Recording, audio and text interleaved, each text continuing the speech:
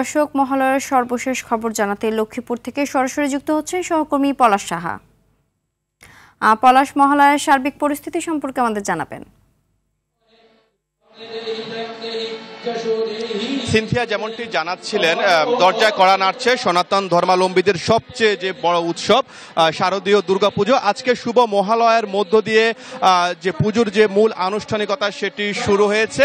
আমি এখন রয়েছি লক্ষ্মীপুর শহরের শ্রী শ্রী আনন্দময় যে কালীবাড়ি, সে কালীবাড়ি প্রাঙ্গণে। এখানে জেলা পুজো উদযাপন পরিষদের আয়োজনে সকাল থেকে যে চণ্ডী পূজা, সেই চণ্ডী পূজার মধ্য দিয়ে শুভ মহালয়ার যে মূল আনুষ্ঠানিকতা সেটি শুরু হয়েছে। এরপরই চণ্ডী পূজা এবং এছাড়াও যে মঙ্গলগড় স্থাপন বিশেষ যে পুজো সেটিরও আয়োজন করা হয়েছে। এরপরে কিন্তু এখানে যে আবাহনী যে সঙ্গীত, সেই আবাহনী সঙ্গীত পরিবেশন করেছেন এবং শঙ্খ, ঢাক এবং কাসর বাজিয়ে ভক্তরা দেবী দুর্গাকে যে মর্তে, সেই মর্তে তারা আহ্বান জানিয়েছেন। এবং আজকে পিতৃপক্ষের অবসান এবং দেবী পক্ষের যে সূচনার যে তিথি, সেটি আজকে মহালয়া।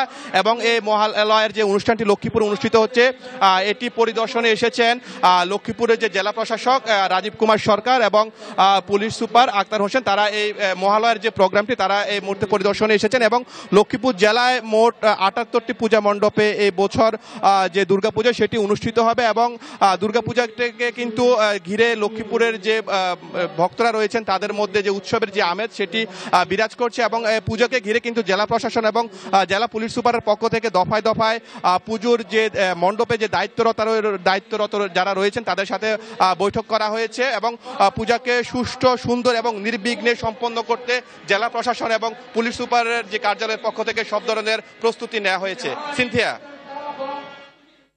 ধন্যবাদ।